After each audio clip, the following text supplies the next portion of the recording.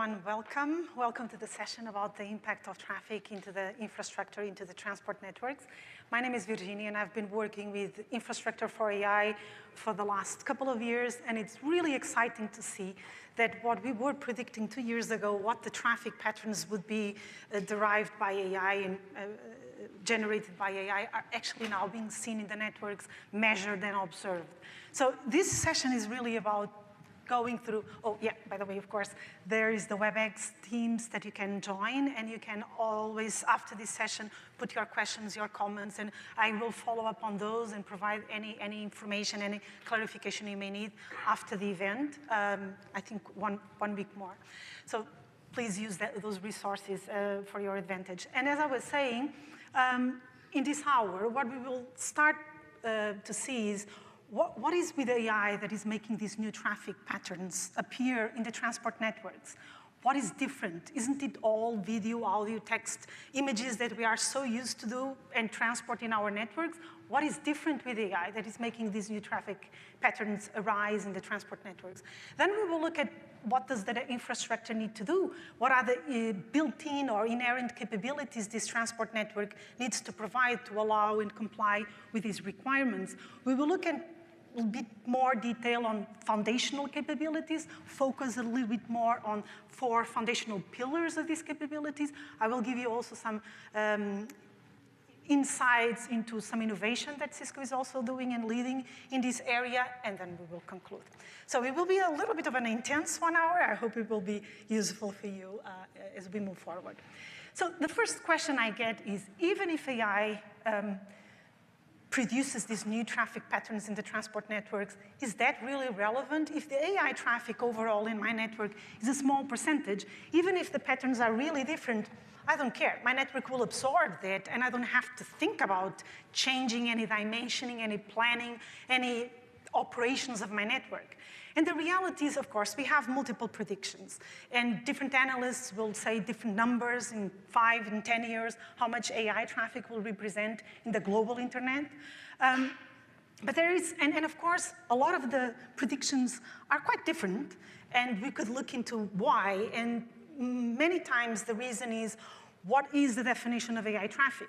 So some analysts consider AI traffic being the pure AI traffic generated by an AI workload, an AI application, and others consider that is all that, plus all the new traffic that AI generated, created, prompted in the network that is not natively AI, but exists because of AI. And then, of course, the numbers will be different. But one thing that we all know for a fact is that there are already some proof points that we see in the networks today that show that independently of how much in absolute volume that traffic represents today, the growth of AI traffic in the networks is exponential, is as never seen before. And even if we are starting from a small number, this speed of growth will very quickly take us to a point where AI native traffic in the network will be quite significant. So if there are different traffic patterns that we need to look into, then they will have an impact on your transport network. And you need to consider those in your analysis and dimensioning and planning and all of those life cycle of the network, right? So I was just showing some numbers. The 10 times growth in just 1 year, year over year, is a number that was captured and measured, and it's available in our report that we just published a week ago around AI impact on transport network. A lot of the topics I will be covering today are also in that report, and also offers a little bit of a forecast of how we think the traffic will grow in the next 10 years, specifically AI inference traffic. But those 10 times growth was seen in just 1 year, and this was observed by real traffic in the network, in global network, and it's I think it's important to highlight that this 10 times growth comes from the association of 2 growth parameters.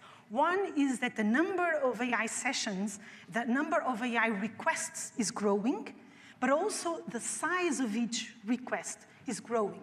So when we have these 2 multiplying factors, where both the number of sessions and the size of the session is growing, we have this exponential potential growth that will hit the networks very soon.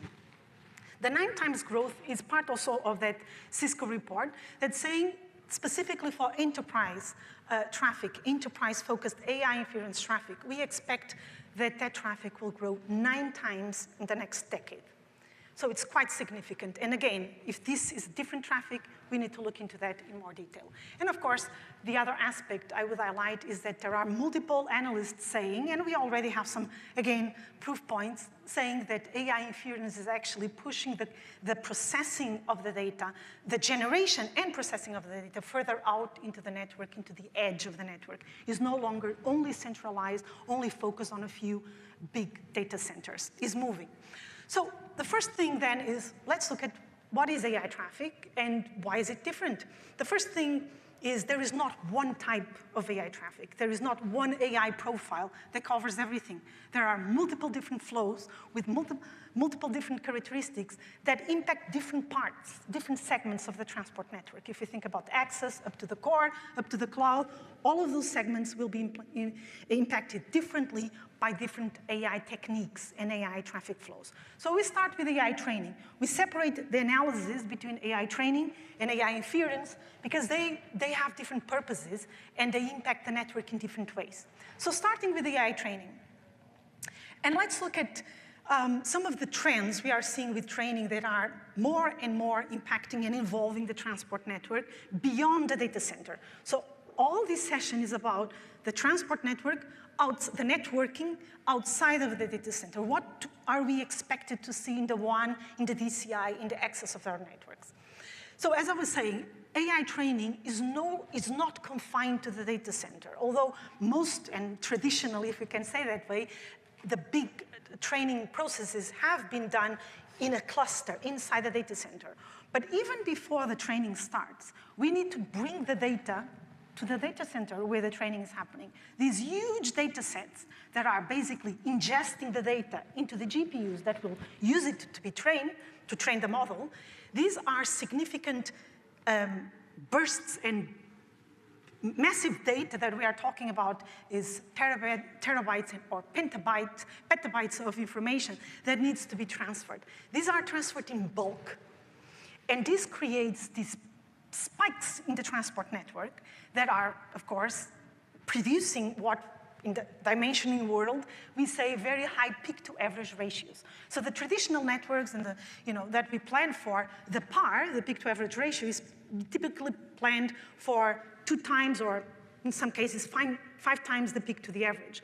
The networks that are being used to transport this type of data ingest to the training are seeing a peak-to-average ratio of 10 times or even 20 times the peak to the average. So of course, from a transport perspective, what this means, besides I need to have the capacity to transport these huge data sets, I also need to have means and tools to manage how these spikes are created in a network without impacting negatively other flows that I have in my network, because I'm not creating this infrastructure dedicated only for this, right? I'm using it with other AI traffic. I'm using the shared infrastructure with other AI with other types of traffic that is not necessarily even AI, right? So the other trend that we are seeing is driven by the continuous growth of the model sizes. So when I talk about model size, I'm talking about the number of parameters of the model. And we are already talking about 1 trillion parameters models. Of course, this consumes a lot of compute power, but it's not the only reason. There is also other advancements on training, like including reasoning on the training process, having multimodal native models. All of that requires huge compute capacity needs. And you cannot grow indefinitely a cluster, adding more GPUs on a site. The clusters are limited in size, usually driven by the power limitations, the space, and also concerns about resiliency, the blast radius, the impact of losing one of these huge clusters. So what's happening is I still need more GPUs to process all of these huge frontier models. So what's being done is adding other clusters that are geographically, physically separated, can be 100 kilometers away. There are tests that even done it for 1,000 kilometers away. But these GPUs are still working as a pool.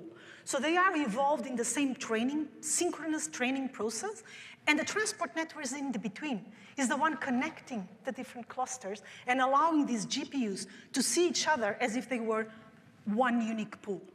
This puts a lot of strain on this very specific transport network. And we will look in more detail what that means, but of course we are talking about extreme capacity, extreme requirements, and what needs to be done to address those. It's very unique and special.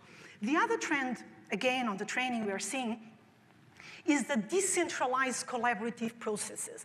Often the most known one is federated learning. Federated learning, basically what it does, it creates a federation of members that all together are collaborating to train one model, the same model, each one using their own data, but not sharing that data with anyone else. So this is very, very interesting for verticals and industries where data protection, privacy, compliance, sovereignty is highly relevant, but still, multiple organizations could benefit from a better model, a less biased model, a more encompassing model, if they could train with everyone's data.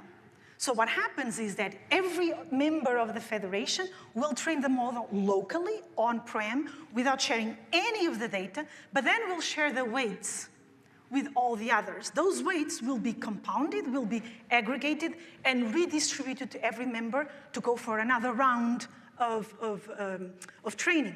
And you do this iteratively several times until the model converges. And then everyone gets the same model that has the intelligence, the learning, basically the understanding of every member data. This, in terms of transport, is creating these temporary connections because the members only connect while the federation lasts. And the federation lasts while the model is being trained. And then you just released it. So now you have a transport network that needs to connect these many-to-one, one-to-many, temporarily, and providing a specific SLA. Because this is still training. It's not as demanding as, for sure, as the scale-across type of training that is synchronous training across the clusters, but still, it's packet loss sensitive, it's latency sensitive, and it requires a certain guarantee of a bandwidth.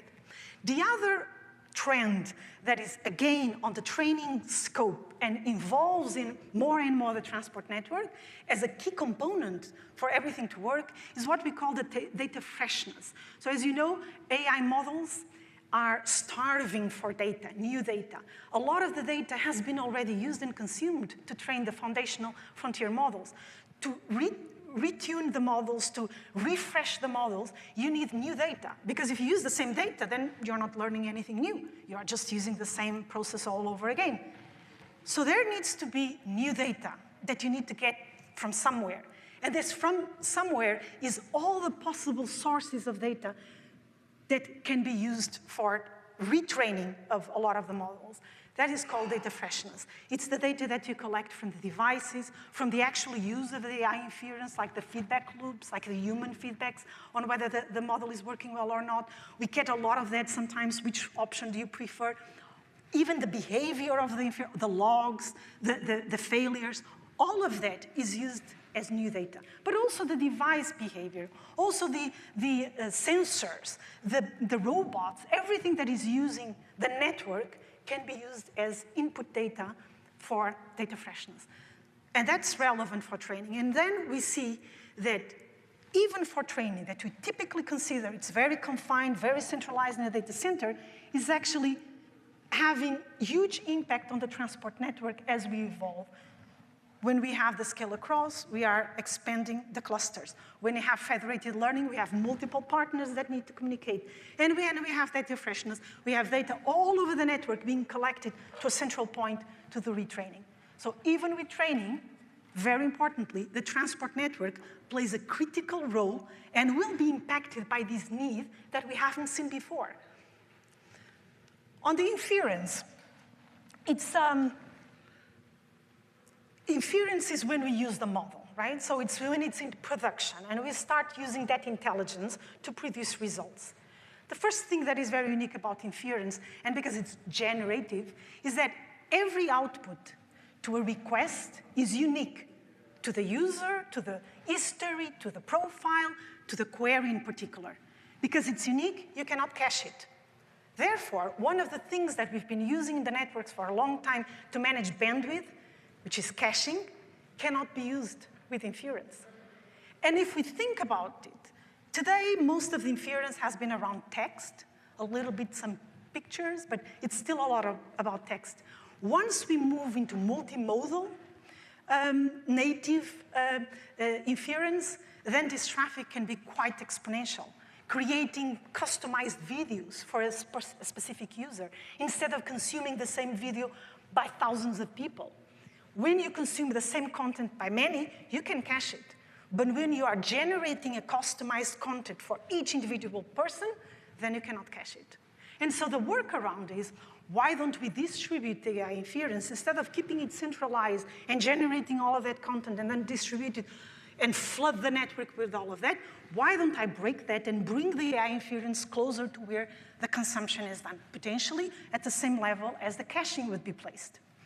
The other big change that inference is causing is the uplink-downlink ratio. So all the networks and most of the traffic that we've seen is very downlink heavy. What we are seeing with inference more and more is that the uplink is growing quite significantly, and we are moving into a symmetry of uplink-downlink ratio. And the reason is because the models are stateless. LLM models are stateless. They don't have a memory. So if you want more relevant, more customized, more specific output to your specific needs, you need to provide a model with context, with information. One good example of that is RAG. RAG technology is when you add documents, information about a specific company or a specific situation, and you send all of that to the model together with your specific request, with your prompt, so that the model takes all of that as input and provides us an output that is relevant to all of that context. So context provided in a context window is crucial for the relevance and personalization, customization of the request to you or to your company or to your specific environment. And the context windows are growing, and today the maximum is around 2 million tokens as an input. And as you know, tokens is a unit that LLM models use to process. They are not raw data. So a token can represent a specific data size if it's text, and the same token can represent 1,000 times more bandwidth if it's a video. Just an example, one token typically carries 4 bytes. One token for video would start with 4K bytes. And depending on the algorithm, it could even be more. So the same number of tokens that are already supported today, depending on the media that they are translating and representing, it's huge difference in the bandwidth requirement. So uplink growing, we are moving to uplink, downlink symmetry. There are impacts in the network for that, in the access and in the peering. In the access, because the access technologies, wireline and wireless, have been, again, thought for heavy downlink. Now we need to think of how we evolve that. There are already available technologies and some being worked at to move to this symmetry where the uplink becomes very relevant. The other impact on the network that is end-to-end is that now the uplink is as important as the downlink. It has its own needs in terms of SLA, in terms of QoS. So another big change, you should consider uplink and downlink as separate flows, although they are related to the same AI session. And with that, you should think about separate traffic engineering, separate SLA, separate QoS for the uplink and for the downlink, instead of putting everything in the same, which is what we've been doing, and it works perfectly well because the downlink was clearly dominating the needs on the network. The other aspect of the inference is, and this, I think, just highlight on that, is, often I hear, again, AI is using the video, the audio. So I know this media. It's the same. So why all the fuss around this, right? The other, besides what I just explained about the uplink, the need of the context that is growing the uplink so that the model provides better results, and the uniqueness of the results and all of that, but also, even when we look at plain video or plain text, and we compare it when it's used between humans and when it's used with an LLM model, give you an example, the AI voice assistant. When you have an LLM natively processing voice, not text to voice and voice to text and text to voice, but natively in voice, it has certain requirements to work. For example, you cannot use the same level of compression that you would use on an over-the-top voice call. You cannot use the same level of silence suppression because the model needs to get the silence. The silence has semantic meaning. From that silence and tone of voice and all of that, the model determines what is the sentiment. Is the person angry, happy? Why is it quiet for this long? So if you suppress these kind of things, the LLM model will lose all of that information, something that the humans don't need because we automatically process that. So even with voice, if you do AI voice assistant to an LLM model, that will require more bandwidth, more synchronism, more lower loss than if I use a very high capacity, very high quality over-the-top voice. Just to give you an example where voice and voice already mean different requirements for the network. And the latency, I had it in the previous slide. Latency is always a big concern when we introduce new technologies, and AI is no exception. And of course, we talk about real-time interactions, the assistance and all of that. Latency is top of mind. It is true, but it's not the main driver and let's say, the killer application for latency requirements when we talk about AI. That is the AI agents that are driving it. And why? When we have an agent, as you know, the agent solves problems that a user prompts. And to solve those problems, an agent will take 10, 100, 1,000 steps in the background. And those steps are creating external calls to models, to tools, to searches, to whatever it needs to reach to get the necessary information to solve the problem. So now, the KPI that we usually measure on latency in the networks is the round trip. I check the latency to send the request and receive the response. So I test latency for the round trip. That's how we measure typically this KPI. When you have an agent in between, the round trip is not 1-to-1, it's 1-to-n. Because in the background, I have all of those steps happening in sequence, some of them in parallel, but I need to add all of these round trip times to the final perception to my user. So now latency is adding up, is compounding, which I didn't have to think of when I had my traditional traffic, and I'm calling traditional the video, the web searches, the over-the-top applications, and so on, right? So agents not only do that for the latency, but they also do that for the bandwidth. Although they may not consume a lot of bandwidth in every call, in every request, it adds up.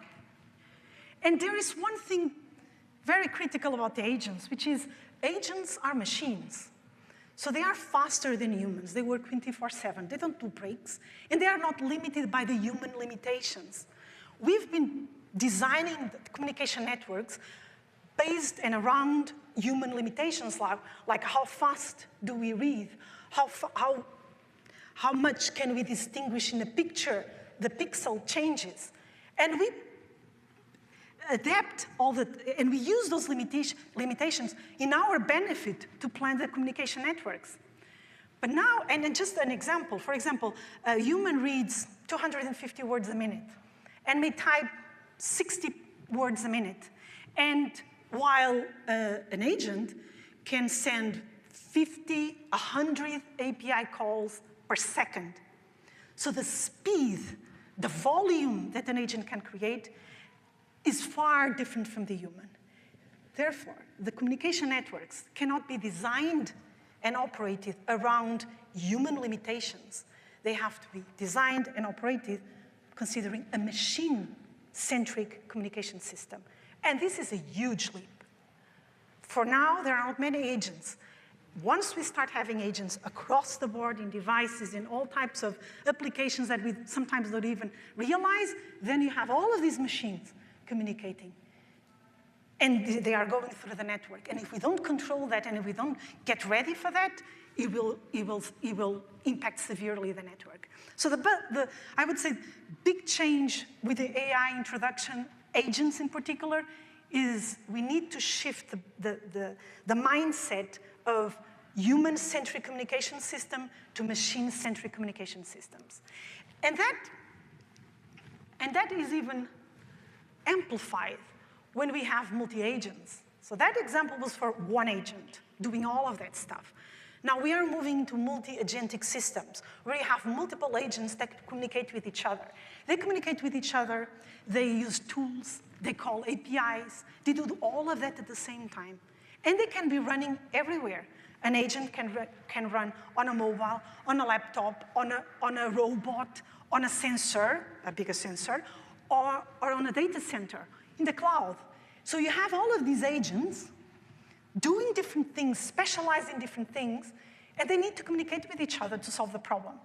So you need to have this any-to-any connection and allow reachability of all of these agents to everyone. That's why we call it Internet of Agents, because that's the goal. It's to have an internet-like communication between agents from different vendors that will be placed in different devices and platforms, but still can communicate and transfer this information. What is the impact on the transport network? First, the agents are autonomous. They can be talking with each other even if there is no user prompt. We've been testing, we've been dimensioning our networks, thinking on the human behavior once again, when people are sleeping, when people are at work, when people are at home watching movies, and we plan the networks according to the peak hours, the quiet periods, and we distribute, and we use all of that considering statistical multiplexing gains, and with the oversubscription on the network. With AI agents spread around the network, from the access to the core, they are creating this traffic continuously, even if there's no human triggering it. So they talk with each other to synchronize, to clean up, to reasoning, even when there is no human prompt. So this creates this baseline background traffic across the network that we don't see today. That background traffic will have impact, for example, especially on the access and aggregation of the network, where oversubscription ratios that we usually use, like 10 to 1 or even sometimes more, we need to be less aggressive. We need to be less aggressive and use oversubscription ratios that are maybe 5 to 1, or in some cases even 2 to 1, depending on the intensity of the AI agent's activity in that region.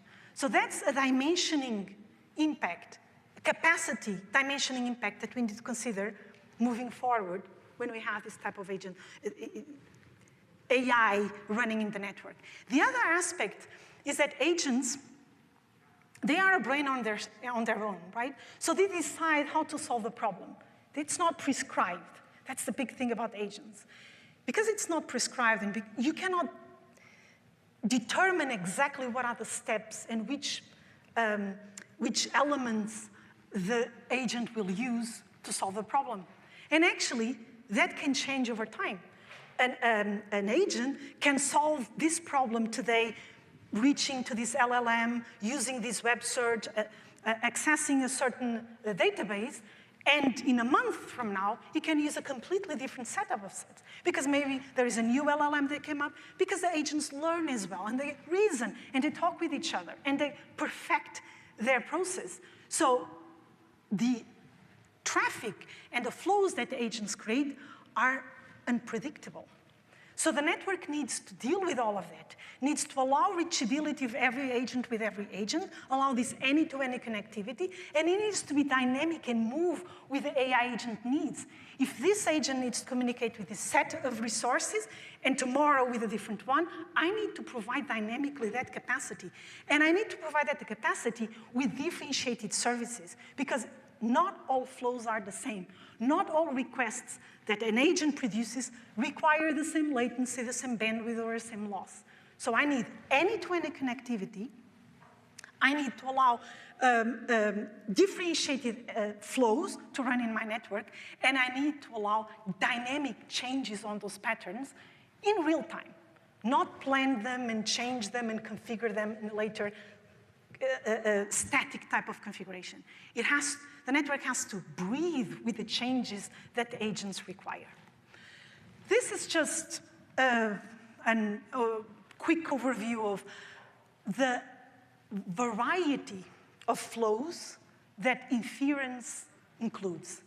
So when we think about inference, once again, we think a lot of that, and this is not even including the agent activity. It's pure inference without the agents involved. And it has all of these different flows, all of these different requirements. And the highlight here is these different flows have different SLA needs. There's uplink and downlink differentiation of those SLAs. And the network needs to deal with all of those. So it's just a little illustration, and then you can look into more details on how different they are specifically. And on that picture before, I exposed some of the traffic flows into the transport network, assuming there is AI inference distribution.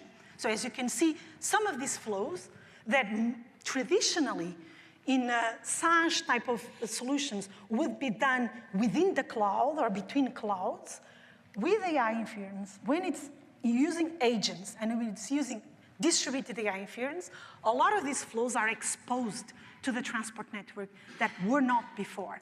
So, and why would we distribute AI inference, right? There are multiple reasons, and especially when we combine these reasons, then we have this perfect storm to really push AI inference to the edge, different parts of the network. One that I already mentioned is, again, we talked about caching. Not possible to cache the content. If the content starts to represent significant throughput and bandwidth because it's video, because it's audio, because it's pictures, then it makes sense to distribute it and generate the content closer to where it's consumed. But there are other reasons. You've all here heard about the power and space constraints that affect significantly AI training, but also AI inference. So in many cases, it's easier to have smaller distributed data centers wherever the power is available and connect them instead of having a big data center centralized that consumes a lot of power and brings all the flows back into a central point. So power and space is a driver for distribution. Resiliency, the blast radius I mentioned before. When AI inference becomes part of the business intelligence, failing to access the inference, the LLM model, has a huge impact on the enterprise daily business and services. So AI inference availability, service continuity, is increasing relevance as AI becomes more integrated into processes and applications. So the blast radius is a top concern. And if I distribute it more, I have multiple AI inference that are covering certain areas of service, and the impact, if it fails, is much lower than if it's centralized. But there's also the performance, as we discussed. Latency compounds, so I distribute so that I have less latency to add up when I'm using agents, and I'm using all of these inference pipelines. And one very important thing is that there are multiple studies that say that the return on investment on AI is directly correlated with how AI is integrated into the enterprise workflows and business. When AI is customized and is built into the enterprise way of working, it's when the returns are seen. So having this integration, once again, requires that the AI inference is brought from the cloud into the infrastructure of the enterprise, integrated using proprietary information, protected information of the enterprise, and therefore you bring it into your domain, into the enterprise domain, and control it better. The other aspect is that AI uses more data than ever, and different types of data that traditional applications don't. This data is heterogeneous. It's in multiple locations, and you cannot bring all the time all that data into a central site. You leave it where it's more efficient to store it. This data needs to be used by AI, the same way as the applications and the workflows, enterprise workflows that are more and more decomposed and you have little microservices running here and there in the cloud, on-prem, in a certain branch, and so on, you cannot centralize the AI. You will lose all the benefit of having all this AI, all the data distributed, and the actual application workflows distributed as well. You need to bring the AI inference where the data is, where it needs to integrate with the workflows and the applications. And this is a very strong reason to actually distribute AI to different levels of the network, depending, of course, on the application. So one thing that is relevant about the whole speech about AI distribution is that what is common for all of these needs is that I need a transport network that connects to, from, and between these data centers, wherever they are. If that transport network does not provide the required SLAs, the AI as a whole doesn't work.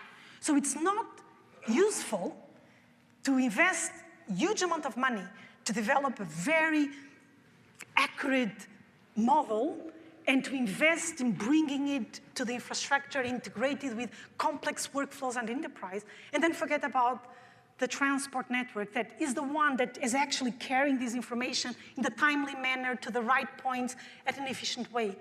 If that piece of the puzzle is forgotten and is not worked on, nothing works. AI doesn't work, independently of how good and accurate and expensive the model is, and how it's well integrated into the workflow. That's the point I wanted to make specifically on that. One question I get is, okay, having all of that, talked about training, inference, agents, all of these trends, all of these new technologies coming up, what does this really mean for my transport network in terms of where will I see the impact first, how it will progress, which parts of the network will be affected, and what do I need to do to deal with that? So putting all of these AI technology evolutions I just mentioned on the training, on the inference, on the agents, in a timeline on how we expect them to become more relevant in the market, available in the market, more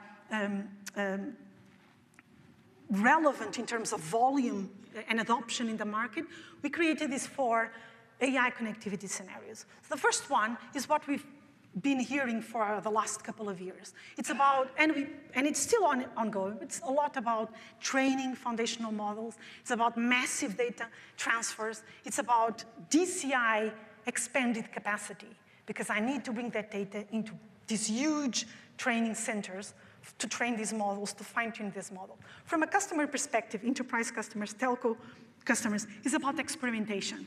Before I actually invest a lot of money in AI infrastructure, in integrating AI in my applications, I need to know how good this works for me. So I experiment on these models in the cloud, most of the times public cloud.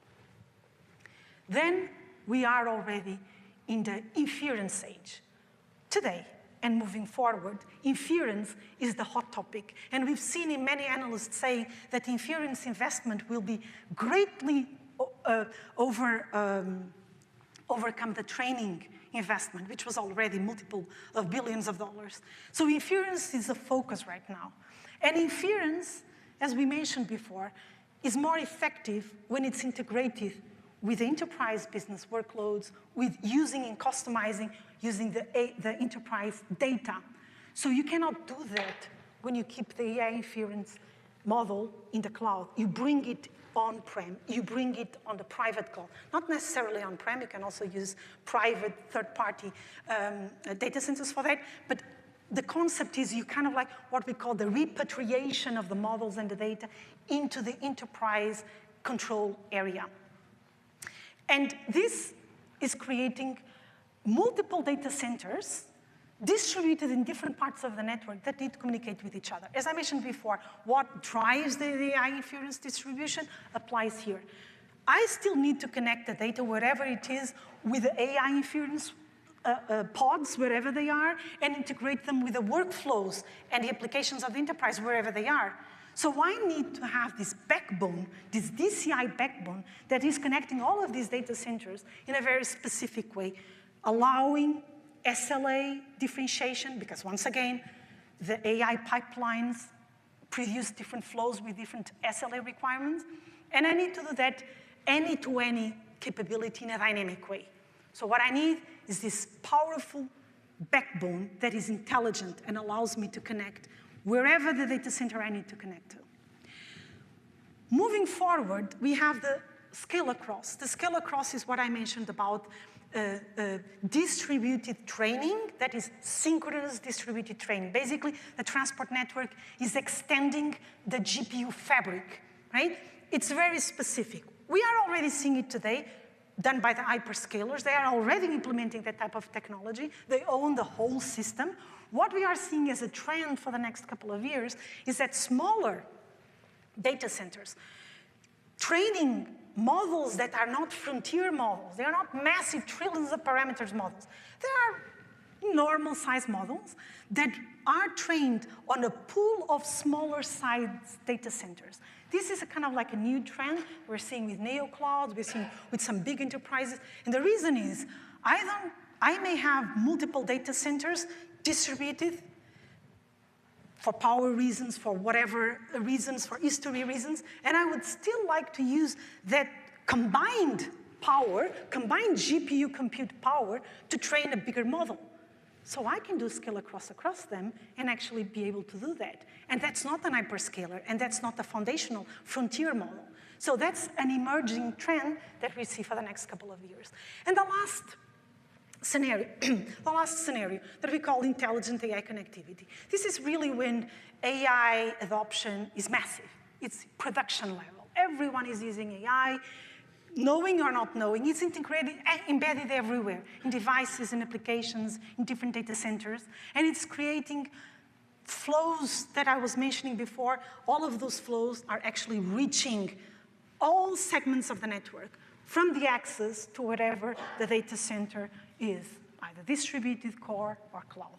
This is when it really spans across the network. And we expect that massive adoption to be in 3 years or so, because we are already seeing it, but the real impact of massive production, of having agents everywhere, of having inference everywhere, we are not seeing it yet.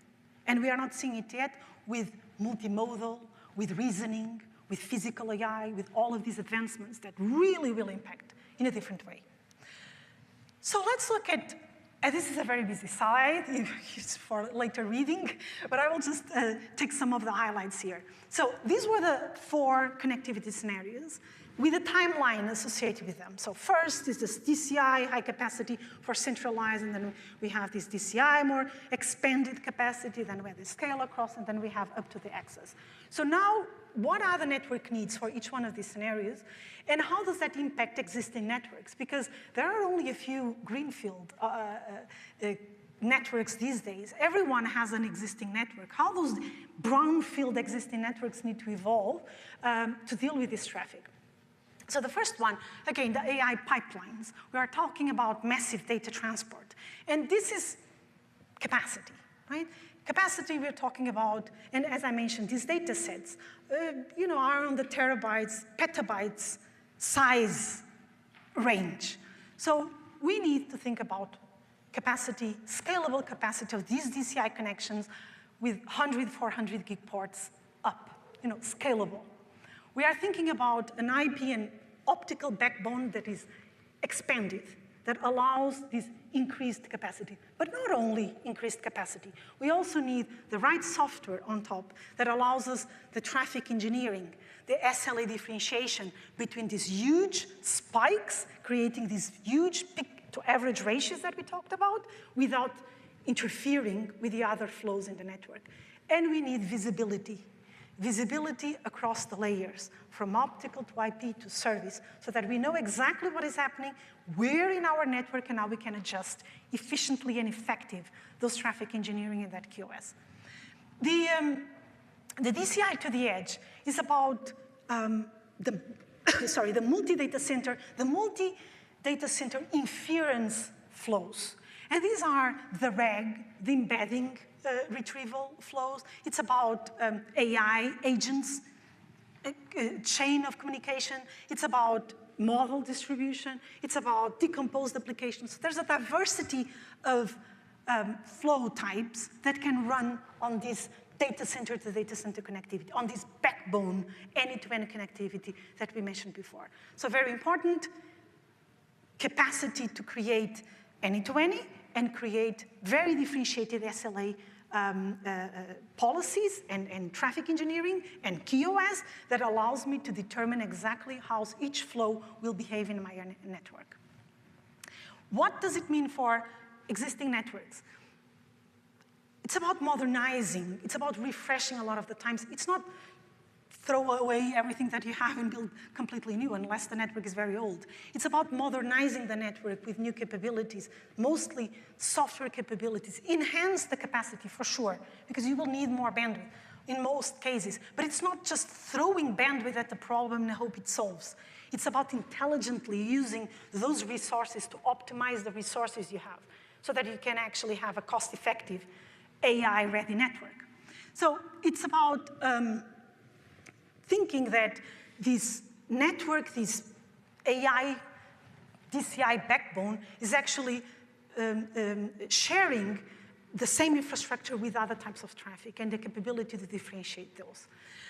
The scale across, I would say, is very unique. It's as I've mentioned already, it's connecting multiple GPUs back-to-back in synchronous training processes. These require the strictest KPIs we've ever seen.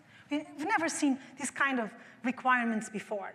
And therefore, it's very likely and expected that we will build new infrastructure to address that using the latest technologies on IP and optical technologies and layers, and using very optimized architectures that are really fine-tuned for resiliency, for fast failovers, for deterministic capacity, for deterministic KPIs in terms of loss, in terms of jitter, in terms of latency.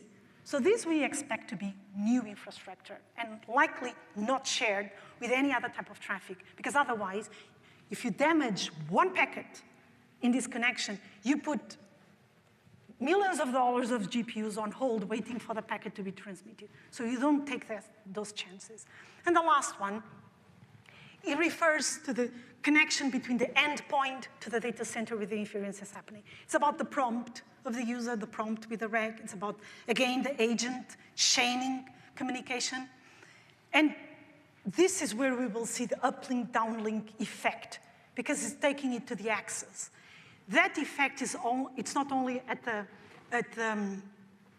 access technology symmetry perspective, but as I mentioned before, it's about having the capacity in the network to differentiate the direction of the flow, uplink and downlink, and apply different policies and different QoS if I need to independently, and have the visibility, again, visibility across the board to monitor the behavior of the uplink and downlink separately. There's one aspect that I didn't mention on the DCI to the edge as well, is because that part of the network will have all of these flows chained with each other, both on the AI agents as well as on AI inference, there are a new set of KPIs that we haven't really looked to until now, that now become top of mind, which is the tail latency and the jitter KPIs. Because these are sequence flows, all of them count for the final result. So having accumulated compounded latency or compounded jitter will affect the result of the AI agent or the AI inference, to the point that is not degrading the service, is actually breaking the service. Because this is a very critical thing with AI. While, for example, when we do web browsing and we use web services, sometimes it's slower, sometimes the page doesn't completely load, but we still use it. With AI, a degradation of one of the paths actually leads to a break of the service. For example, the agent will not wait indefinitely for one of the flows to come back with information. It will break it, it will stop all the process and start all over again. So it has a very severe impact on the user experience, much more than what we have with the services today, like web services and so on. So very critical to look at tail KPIs. We typically use at the average, sometimes a little bit more, but the tail means the percentile 99.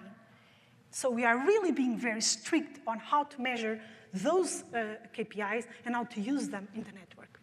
So what this means in terms of network build-out, right? And how the network needs to react, to allow all of these things we were talking about, the per direction, per flow, SLA, QoS, traffic engineering, the visibility and all of that.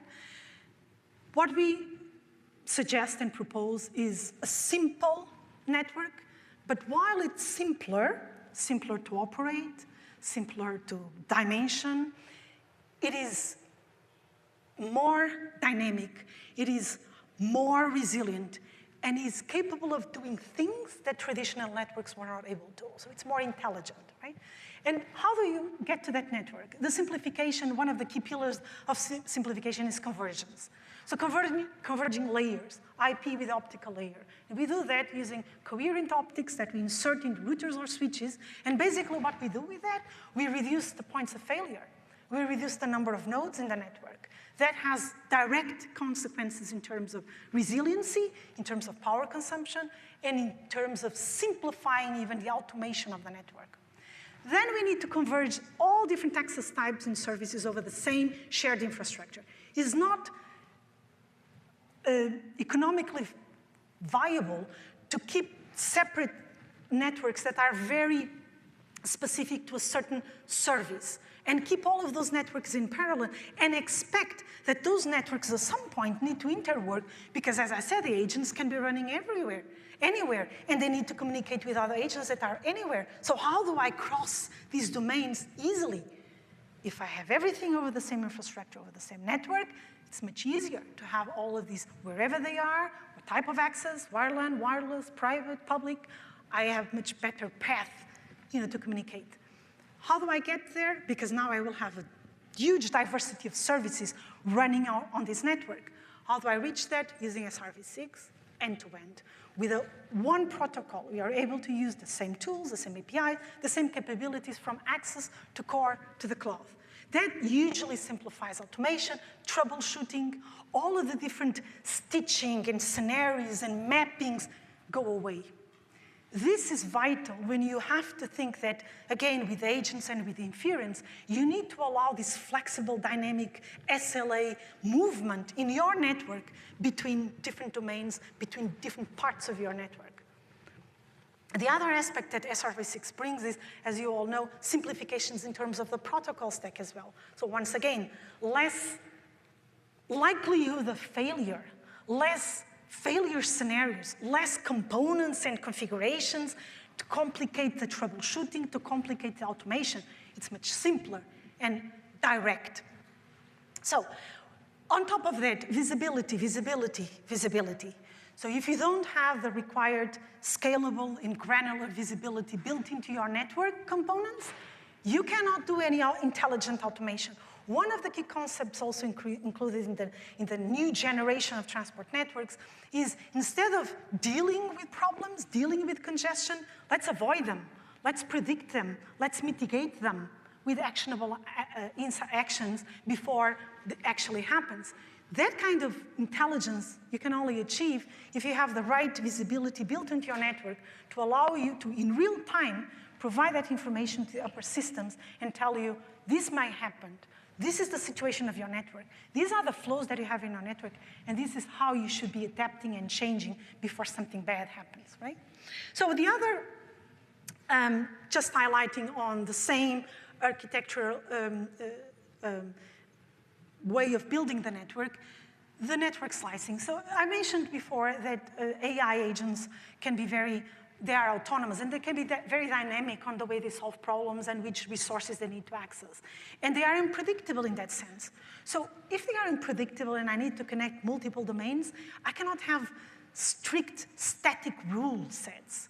I cannot count on very predefined configurations that are mostly driven or mostly thought for IP reachability rather than actually differentiated SLA. So why need this capability of having end-to-end engineering across the domains without stitching? And having that capability of guaranteeing the same SLA across the domains without having to map this one into a different technology or into a different domain or with a different configuration. Everything that is statically configured will be a problem with AI and AI agents. It needs to be dynamic, it needs to be programmable, it needs to be able to change on the spot in real time. Again, to deal with what the changes of the agent is bringing to the network. Network slicing is an example of that, where we really combine a traffic path computation that is not static, evolves as the conditions of the network change as well, and adapts that dynamically. So, one example, and very briefly, that I mentioned before in terms of the access and the fact that the last mile, the WAN access to the branch, to the customer, wherever the customer is, cannot be best effort anymore. Best effort is not good enough, right? SD-WAN is an incredible technology that allows multiple points to connect. There's security built in. It's very flexible. It's a really great technology. And it uses different SLAs. But it cannot enforce those SLAs. It can only choose from what is available. Who can actually enforce SLAs is the underlay network. So if we bring these two capacities together and we integrate them, if we have the SD-WAN intent SLA mapped into an actual path policy, FlexAlgo, in the underlay network, is the only way that I can assure a certain SLA. Because if I'm only using over-the-top technologies, I can choose whatever is best available, but I cannot enforce.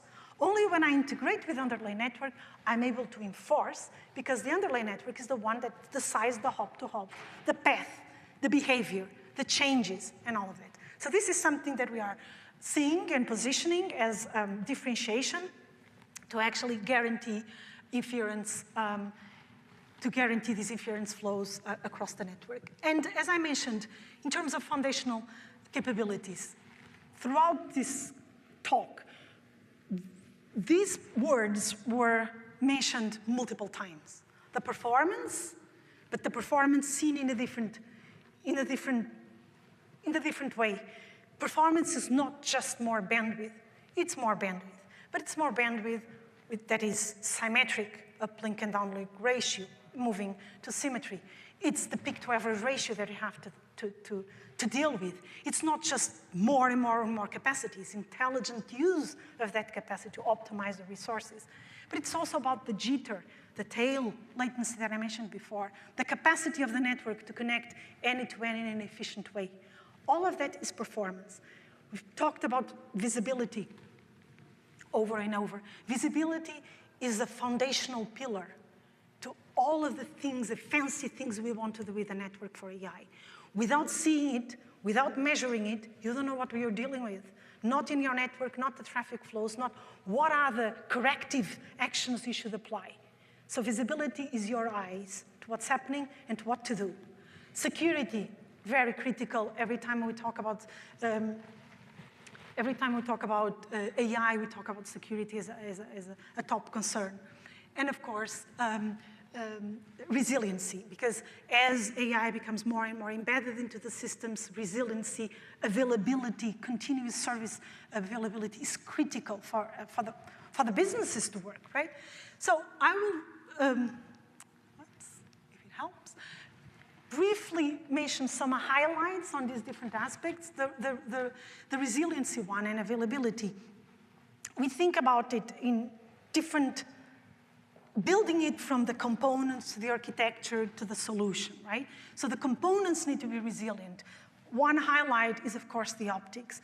We've heard from many, publicly from many providers, including Meta, that said that the single point of failure, most common point of failure in their networking systems is the optics.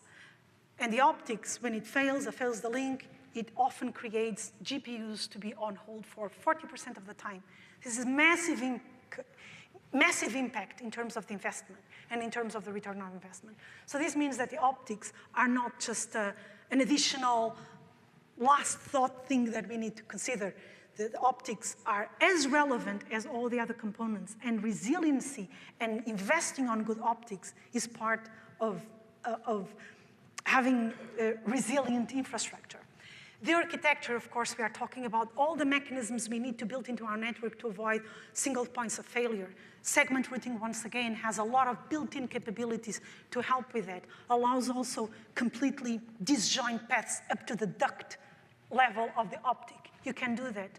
SRv6 IPM liveness allows you to detect a failure of the path or of the endpoint in a much more accurate way than BFT. The reason is because SRv6 IPM liveness actually tests the path symmetrically, not like bidirectional failure detection, BFD, that uses a lot of the times the backup path is the best effort, and it can be detecting a failure that is not relevant for this endpoint. So all of these things that are included count for the resilience of the whole network. But simplification as well, I already mentioned. When we converge the network, optical and IP, simplifying the number of protocols, all of that, we are reducing the failure scenarios. We are reducing the failure points of failure, and all of that counts for resiliency. When we integrate IP with optical in the WAN solution, we are able to detect a failure much, much faster than the 50 milliseconds fast failover. We can get as low, we can get as low as 10 milliseconds. Why? Because the optical is integrated with the IP element, so there is no communication between the optical to the endpoint to communicate. It's much faster. So all of that counts for the resiliency. And just to finalize on the security, and there's much more to say, but on the security, it's top of mind. Security, the way we see it and propose, is secure the node, the link, the path. To secure the node, we have in all our platforms a trusted boot process that is anchored to a hardware chip that is highly protected as a PAM, cannot be tampered, that guarantees that all key hardware components of the router, as well as the boot process, bootloader, the software that is running in the router is not tampered, was not altered. And this, of course, is the baseline to then have traffic going through. Then you protect the link. We're talking about quantum safe as top of mind these days.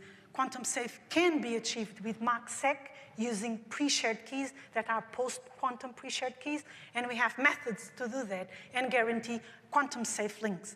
When we associate these multiple links in a path, which we can do using FlexAlgo SR policies, where MACsec is used as an affinity to determine that all my path will have MACsec in all the links, and I assure that all the links will be MACsec protected, I have a quantum safe path protection.